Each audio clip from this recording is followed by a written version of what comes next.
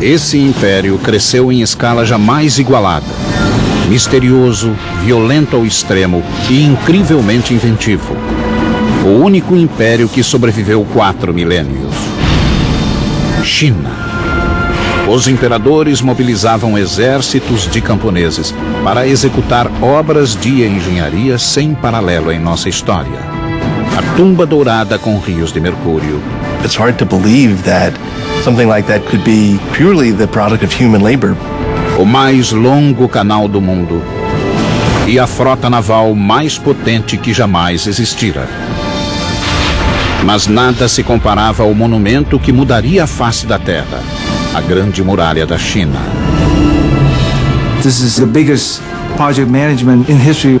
Entretanto, dinastia após dinastia, consumidas pela vaidade e cobiça, eram depostas pelo povo revoltado, e a opressão virava a destruição.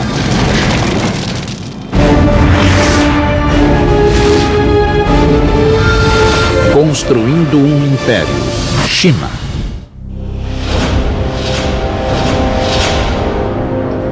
At the dawn of civilization, the Chinese were there, and they are still here. Hello, I'm Peter Weller.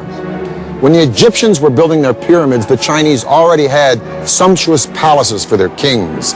When Rome was planning its soaring aqueduct that would bathe its citizens and quench their thirst, the Chinese were redirecting an entire river by blowing up a mountain before gunpowder and building a dam that would irrigate thousands and thousands of acres of land and launch a population explosion the world had never seen.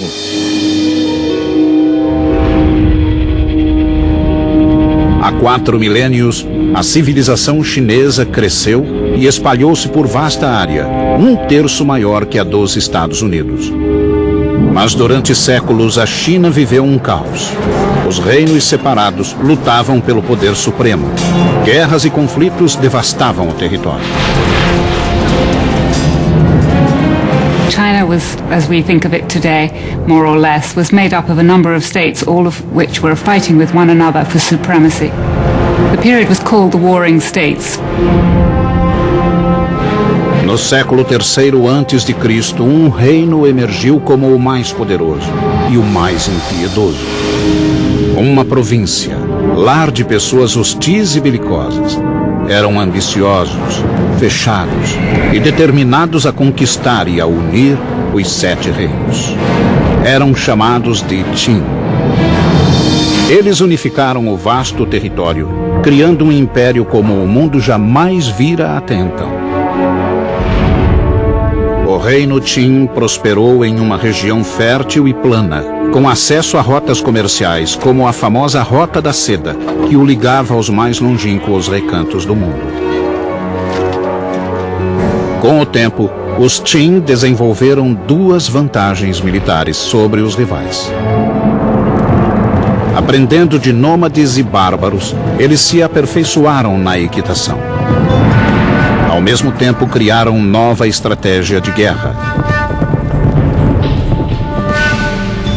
Até então, as batalhas eram disputadas por pequenos grupos de nobres em carruagens. Mas a recente descoberta do metal forjado levou à produção em massa de armas e ao surgimento de um novo tipo de guerreiro, o infante, o soldado a pé. It was a time when the use of iron became much more widespread. So just at the same time as infantry armies, which tended to be much larger, came in, so it was possible to make more weapons. Com essa novidade tática, o povo Qin lançou uma ofensiva para conquistar a China toda. À medida que os rivais caíam, os Qin encararam um novo desafio. Como conseguir alimentação suficiente para esse enorme exército? A responsabilidade recaiu sobre um único homem. Seu nome era Li Bin, oficial do exército Qin e um dos maiores engenheiros de todos os tempos.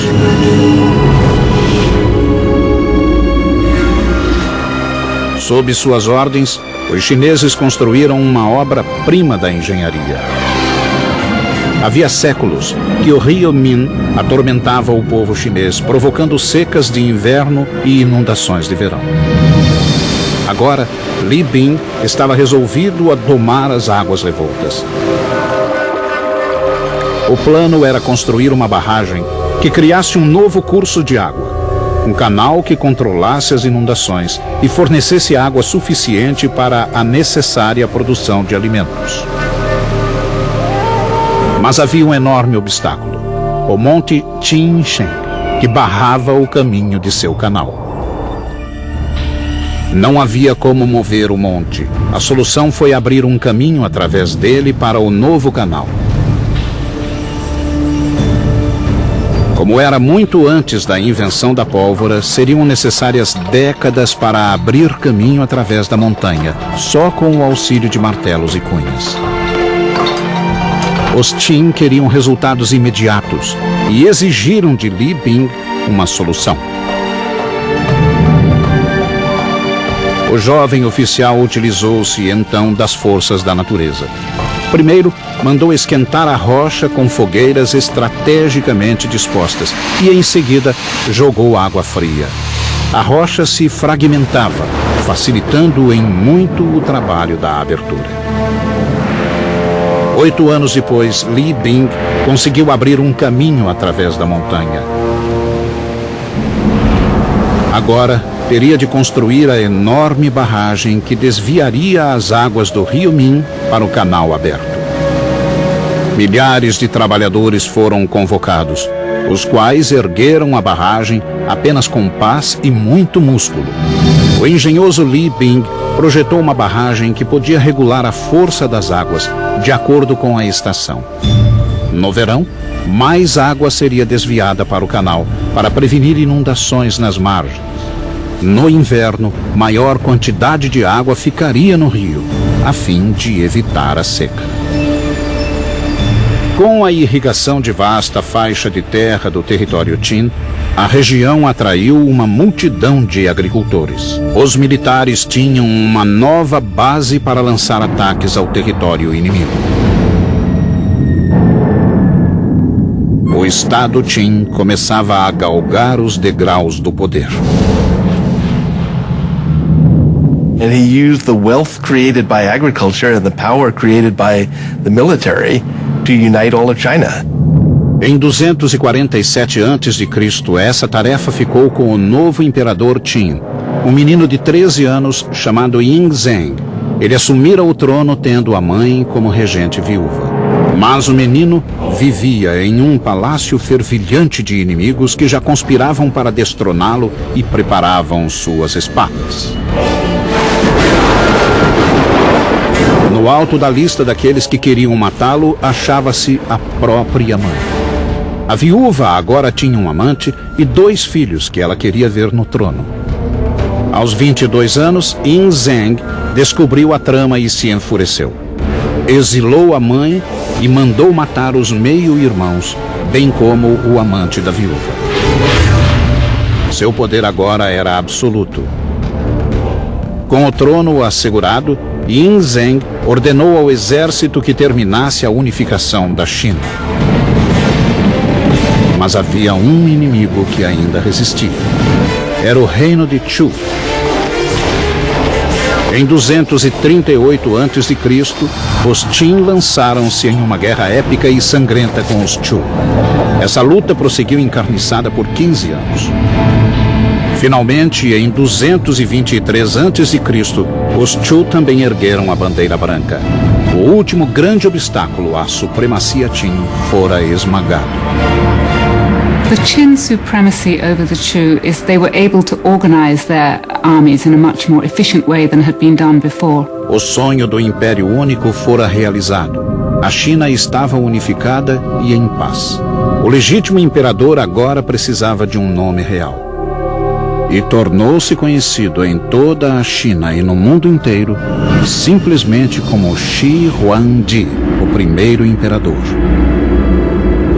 Shi Huangdi declarou que sua dinastia duraria 10.000 gerações. Foi em seu reinado que a China executou o talvez mais espetacular projeto de construção de todos os tempos, uma muralha que maravilharia o mundo até hoje. Mas os Qin pagariam caro pela grande ambição do imperador, suportando a ira de chefes cruéis e derramando o sangue do próprio povo. 220 a.C. O primeiro imperador da China, o guerreiro Shi Huangdi, foi inspecionar o novo império. Pela primeira vez, a China encontrava-se unificada e pacificada, e ele tencionava mantê-la assim, com o mais ambicioso projeto de engenharia jamais concebido, a Grande Muralha da China. Well, the Great Wall was a linking up of walls that had existed previously. A number of states in the north of China had built walls partly to defend against one another, but more importantly to defend their northern frontier. Até hoje ela permanece insuperável, mesmo pela moderna engenharia. Uma barreira inconquistável que isolava o Império Chinês do resto do mundo. Ao longo da fronteira, a muralha se estenderia por milhares de quilômetros. This is Chongcheng. In Mandarin, it means long wall. And believe me, covering more turf than the continental United States is wide, and including all of its spurs that go off into no place, it's 6,000 miles. And man, that's long.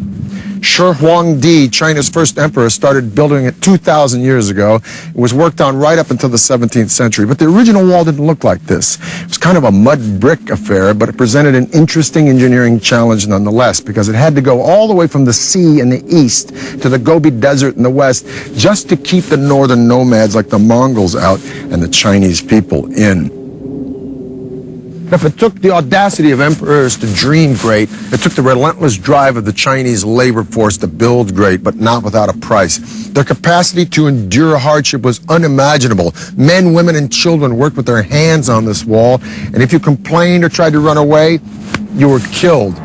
Disease was constant, injury was commonplace. Dressed only in rags, these people suffered bitter cold, bitter hunger, bitter exhaustion.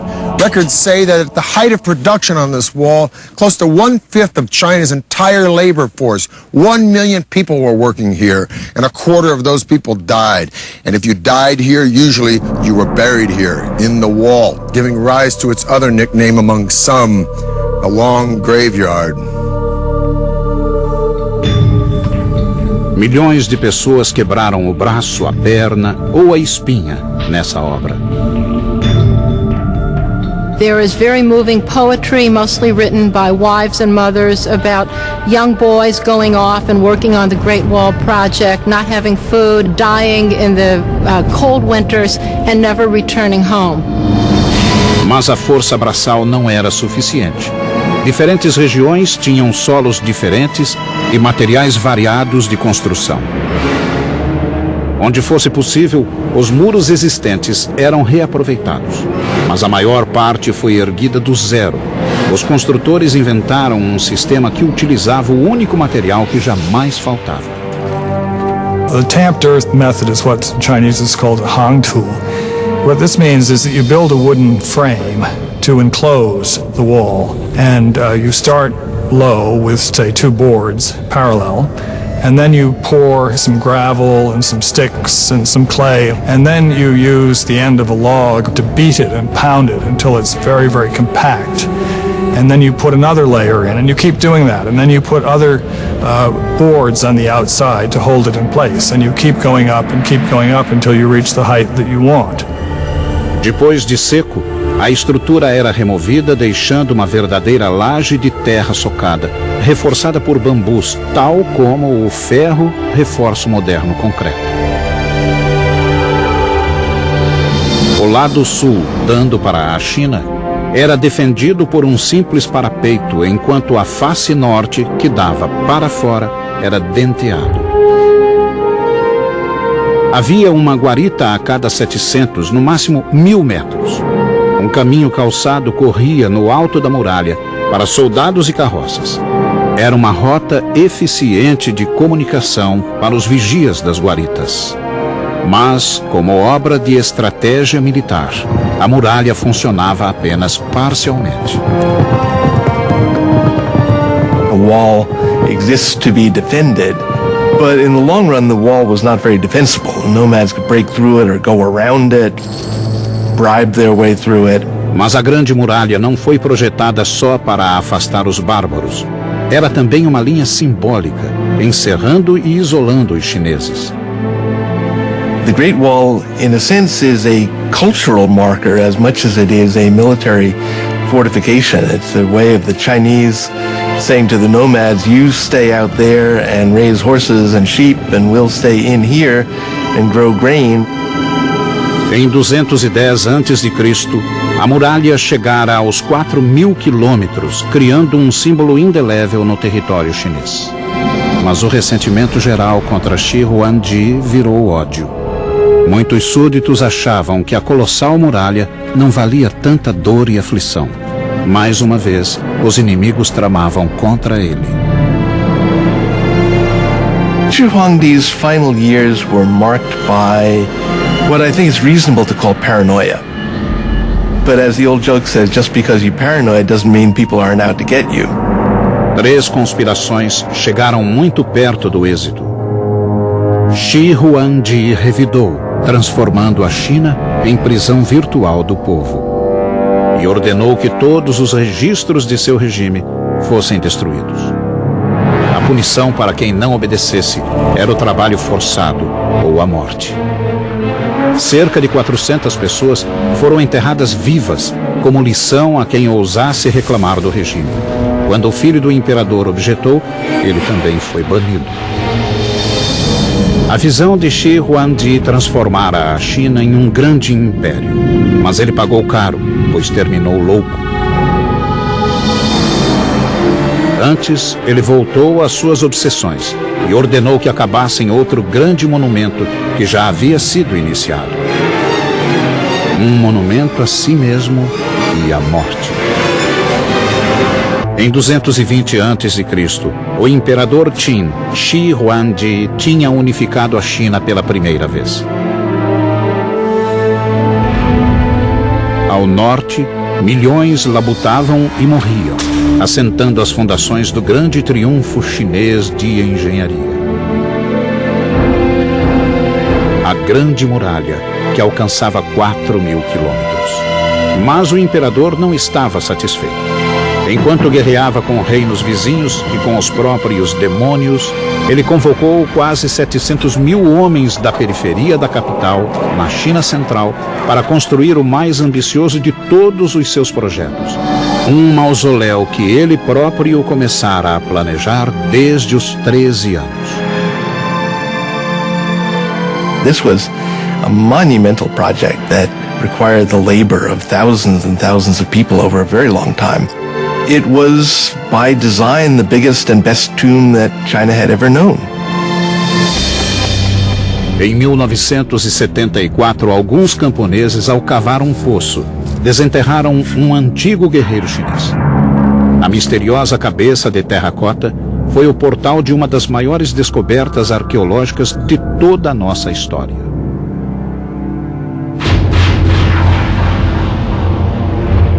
The mound is huge. The mound was always known to be the tomb mound of the first emperor. What was a total surprise was the army of terracotta warriors about a kilometer to the east of the tomb, who presumably were guarding the approach to the tomb itself. Season after season of excavation since the 1970s has yielded more than 5 large pits. The individualized faces and drapery and armor suggest that each one of these warriors was molded from the life from an individual separate human being. The precision and detail in the sculpting, the firing of the clay are unmatched today. These warriors are a colossal achievement, and some believe the greatest archaeological find of the 20th century. But they are only the tip of the iceberg, because this ghost army only served as a guard detail for an engineering feat as fantastic as the world has ever known, the opulent tomb of Shi Huangdi. Cada estátua media entre 1,70 m e 1,90 m, gigantes na época. Alguns pesavam até 300 quilos. Mas o que surpreendeu os arqueólogos que cuidavam do sítio foi a terracota em si. A argila tinha uma dureza acima de tudo o que tinham visto. Os artesãos de Shi Huangdi desenvolveram uma tecnologia revolucionária: altos fornos de barro com temperaturas acima de 1000 graus Celsius. Os arqueólogos acharam 3 grandes depósitos repletos de estátuas que guardavam a tumba do primeiro imperador. Um deles, o primeiro, continha mais de 6.000 guerreiros e cavalos em formação de batalha. Em outro depósito foram descobertos 1.300 soldados de elite, incluindo arqueiros, carruagens e cavaleiros. No terceiro, com 68 figuras e uma carruagem, achava-se a central de comando de todo o exército, o QG da defesa do Império de Shi Huangdi, até na morte. The military armor is fairly specific. We can tell that the armor used was lacquered leather. We can see that people had cleats on the bottom of their boots to help them run in the mud. We can see the kinds of caps people wore and associate them with rank. Paredes de 10 metros dividiam o enorme complexo que se estendia por 7.000 metros em 3 partes: a cidade de fora, a interna e o mausoléu em si.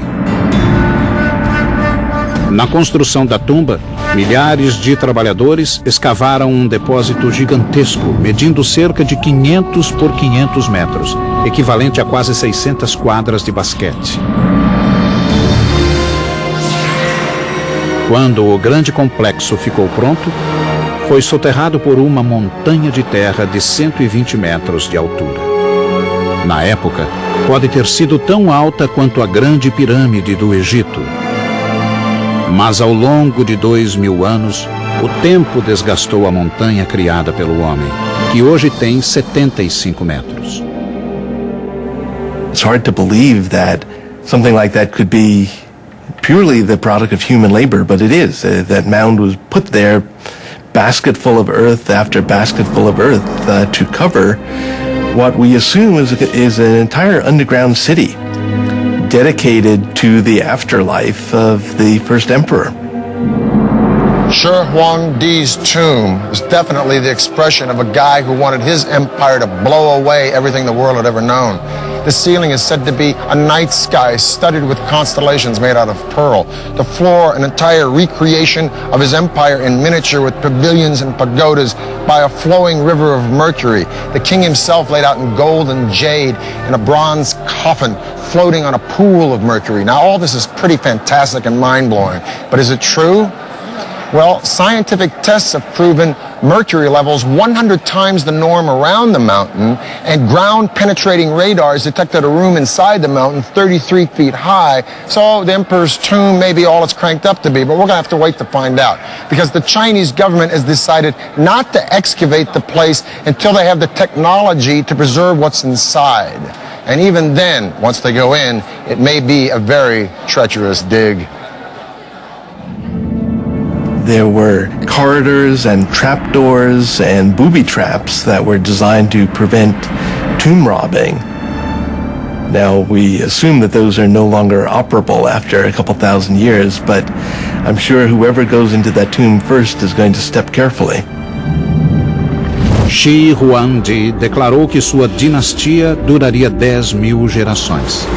Mas 3 anos após sua misteriosa morte, o vasto império caiu.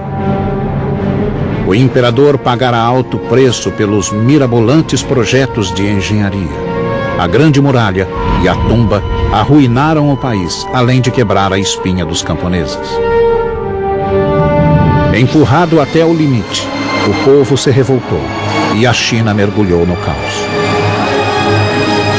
Shi Huangdi, o primeiro imperador da China unificada, estava morto. Poucos choraram. E muitos esperavam o fim da odiada e cruel dinastia Qin. Uma nefasta luta pelo poder tomou conta do império. In a word, it was chaotic. Very quickly, after the death of Qin Shi Huangdi, things fell into civil war with various people vying for power. Em 206 a.C., um novo líder surgiu determinado a trazer estabilidade para a China. Seu nome era Liu Bang. Soldado e político astuto, ele sabia como conquistar a mente e o coração do povo. Nos 4 anos seguintes, Liu Bang consolidou-se no governo e obteve o apoio popular. A paz retornou ao império.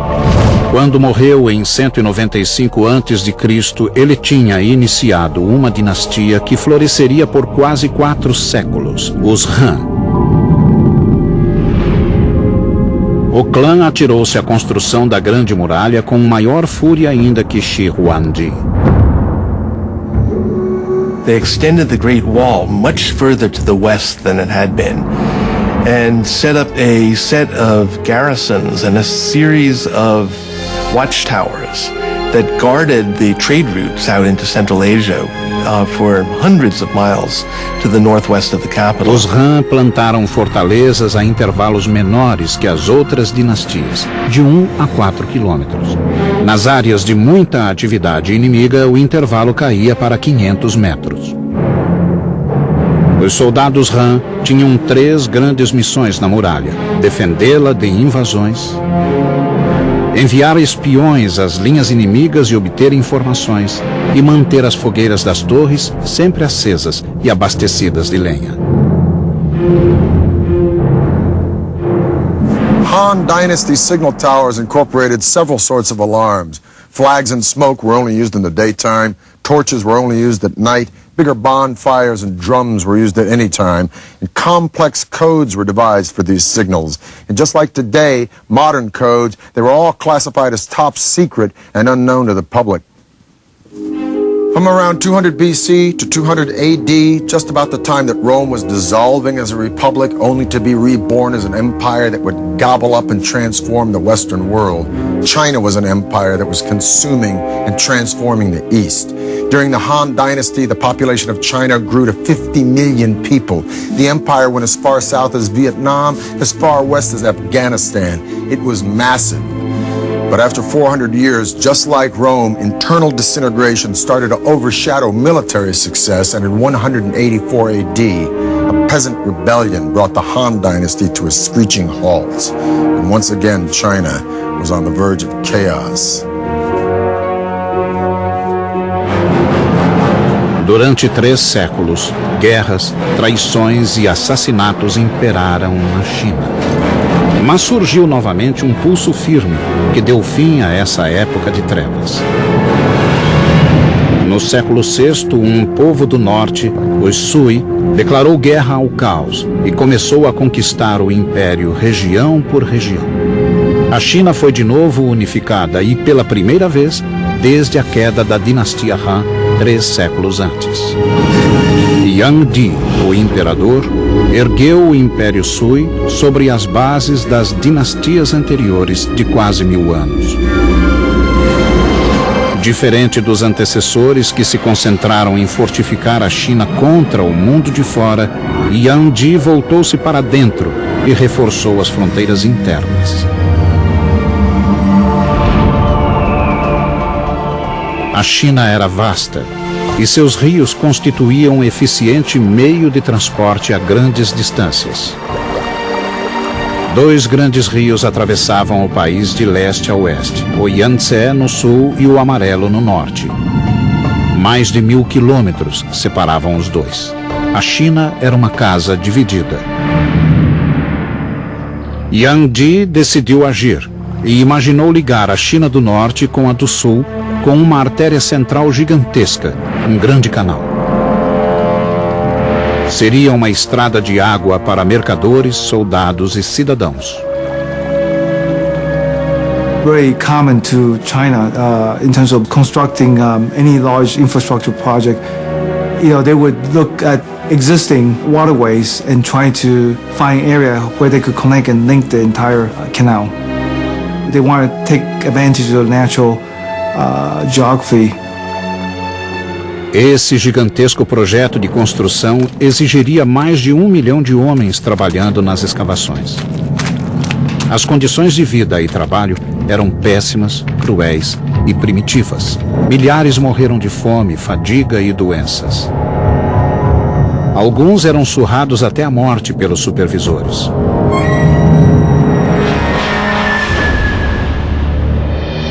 Mais de 24 eclusas foram criadas para completar a rede de canais. But every time you encounter a natural body of water, you need a lock to make a barrier between the canal and the lake or the river. When you go up any significant grade, you have to have locks to raise the water and the boats with it to get over any rise in the terrain. 5 milhões de trabalhadores levaram mais de 6 anos para construir o Grande Canal. When it was built, it stretched 1,200 miles, and it was the longest and most ambitious canal project that had ever been enacted on the Earth up to that time. Ligando o Rio Amarelo com o Yangtze, o Grande Canal podia transportar bens por até 70 quilômetros em um dia. Ao longo do canal, as cidades prosperaram com o comércio de seda, porcelana e algodão. Mercadores e artesãos enviavam seus artigos a todos os cantos do país. Economically speaking, it made interregional trade much easier, as well as providing work for a lot of people, building it, maintaining it, working on it, transporting goods and people up and down it. Tal como o Rio Nilo, no Egito, o canal integrou Norte e Sul, consolidando as bases do Império Unificado. Well, the canal was a tremendous generator of wealth. There was opportunity for poets to travel, for painters to wander and begin painting landscapes. So it really was an engine of cultural development, not just along its own route, but with influence far beyond its own confines. Com a obra monumental concluída, Yang Di decidiu que era hora de aproveitar seu belo canal. Foi um espetáculo patético. A corte de 1000 nobres viajava em um luxo que beirava a obscenidade. Well, the emperor had beautifully appointed luxurious imperial barges that could take him down the Grand Canal. So he would spend as much as half of every year enjoying himself in the sunny south.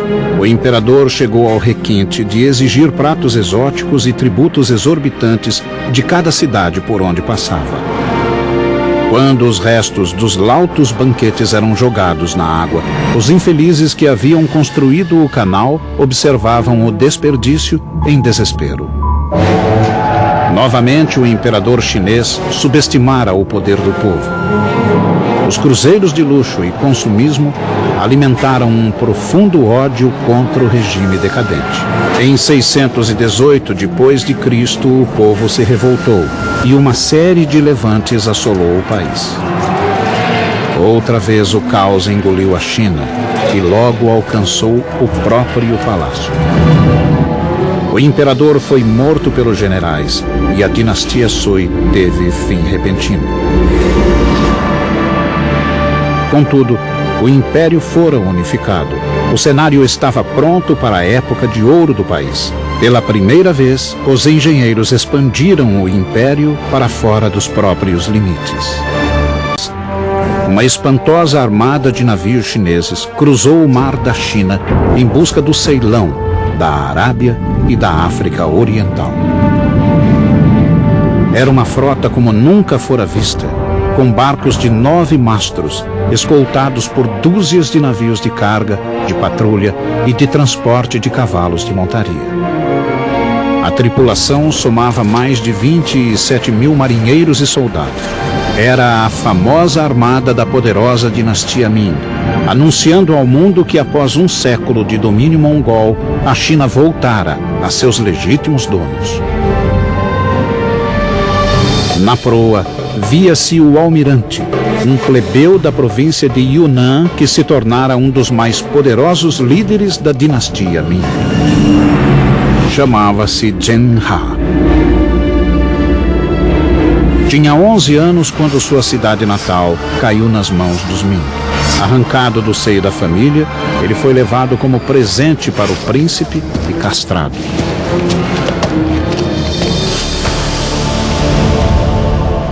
Eunuchs appear often in Chinese history, and the reason that they gained power was because they had much greater access to the emperor and to imperial women because they didn't pose a threat. Zhen Ha logo se destacou entre os demais e tornou-se atendente do próprio imperador. Juntos eles fizeram um plano de conquista dos mares. Zhen Ha foi nomeado comandante de uma frota extraordinária. Tratava-se de um desafio que nenhuma dinastia chinesa havia tentado.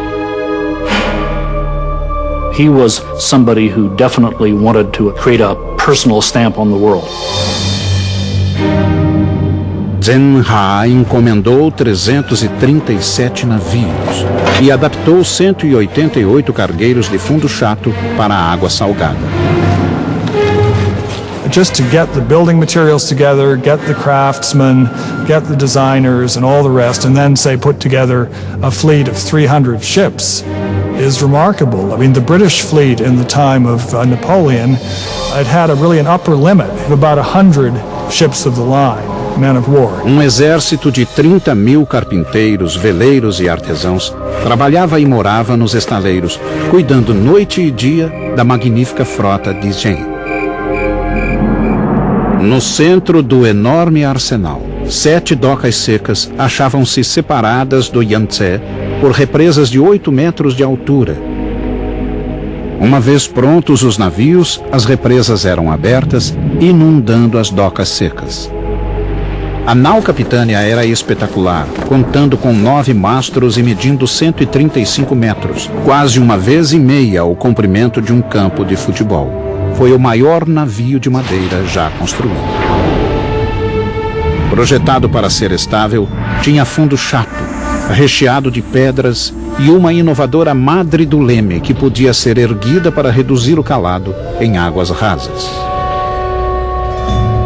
Compartimentos isolados e estanques, inspirados na forma dos gomos de bambu, continham água potável e alimentos, além de manter o barco flutuando, mesmo com brechas no casco. O segundo deck era o alojamento da tripulação. Cozinha, cantina e operações ficavam no terceiro deck, enquanto o quarto servia de plataforma de lutas. Aparelhada, a capitânia tinha 9 mastros e 12 velas quadradas de seda vermelha, tingindo o azul do céu. Os outros navios tinham até 24 canhões de bronze, com alcance de tiro de até 300 metros. Popas e proas tinham esporões para atacar navios menores. Alguns navios transportavam cavalos ou soldados. Outros levavam tanques de água fresca e suficientes provisões para até 28.000 homens. We're talking about a really, really big fleet. It had as many soldiers and sailors on it as the Spanish Armada of 1588. It had about twice as many ships. Em 1405, o comandante eunuco Zhen Ha zarpou rumo ao mundo. Zheng He was not an explorer. What Zheng He was doing was what we would call in modern terminology power projection. Em 28 anos de carreira naval, o almirante Zhen Ha visitou 37 países, rodeou a ponta da África até o Oceano Atlântico e comandou uma frota cujos números sobrepujavam os das frotas europeias somadas. As viagens de Zhen He estabeleceram a China como superpotência marítima, mas em 1433 a era marítima da China foi interrompida. Zhen He morreu repentinamente quando visitava a Índia e a frota foi chamada para a China. Um novo imperador ocupava o trono. Com uma ordem incompreensível, ele mudou o curso da história chinesa. Apesar do domínio naval gozado pelo país, a magnífica frota de Zhen He deveria ser incendiada. Foi um dos momentos decisivos da história. A China tinha tudo para ser senhora dos mares e colonizar o mundo, anos antes dos portugueses, espanhóis, holandeses e ingleses. Sob o novo imperador, todos os navios marítimos foram destruídos. Até os portulanos de Zhenha foram queimados. A era marítima da China terminara. Todas as portas agora se fechavam. Os navios se foram e a promessa de poder internacional e conquistas estava morta. O motivo da decisão do imperador permanece um mistério até hoje.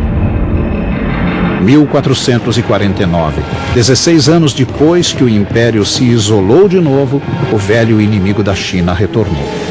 Os mongóis lançaram um ataque maciço. Tal como as dinastias anteriores, os Ming refugiaram-se na muralha para se proteger. O resultado seria um feito monumental, talvez o mais espetacular do império: a restauração da Grande Muralha, que se transformou na colossal estrutura que conhecemos hoje. Earlier walls had been primarily made of tamped earth. The Ming walls were faced with brick and stone. They were much more solid, and those are the ones that we can still see parts of today. Uma mistura de papa de arroz e calcário queimado criou uma argamassa cuja eficiência rivaliza com a do moderno cimento. A construção de fortes militares na Grande Muralha atingiu o auge na dinastia Ming. Paredes duplas foram acrescentadas em certos pontos, juntamente com bastiões, passagens secretas e outros recursos. Guaritas de vários formatos e tamanhos serviam de abrigo ou simplesmente de torres de sinalização. As guaritas de abrigo eram grandes o bastante para guardar alimentos e armas e ainda dar alojamento aos soldados.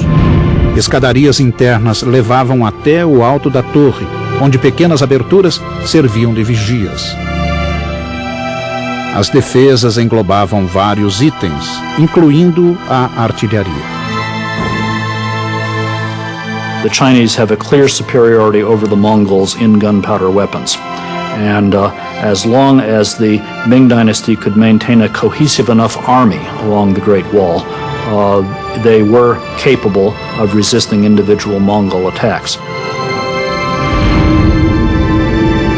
No fim da dinastia Ming, a Grande Muralha, incluindo inúmeros ramais e desvios, serpenteava por quase 10.000 quilômetros no norte da China. Durante 150 anos, a muralha cumpriu seu papel. Mas em 1600 a grande dinastia estava decadente e uma tribo de fora, conhecida como Manchu, ganhava força na fronteira norte da China. Em 26 de maio de 1644, Pequim sucumbiu ao poderio Manchu. Os chineses levariam mais de 250 anos para expulsar os invasores, mas assim que o fizeram, um novo poder emergiu, algo totalmente diferente: a China comunista. Nothing symbolizes the enduring power and imagination of the Chinese more than this Great Wall. Of all of the civilizations that have reached the glorious heights of empire, only one has avoided the inevitable oblivion that follows. Emperors come and go, but for thousands and thousands of years, from the dedication and vision and resilience and brilliance of these remarkable people, they have pushed their civilization to triumph again and again and again, where others have simply morphed or dissolved or just faded away. At the dawn of humanity, the Chinese were here, and they are still here, and they ain't finished yet. I'm Peter Weller for the History Channel.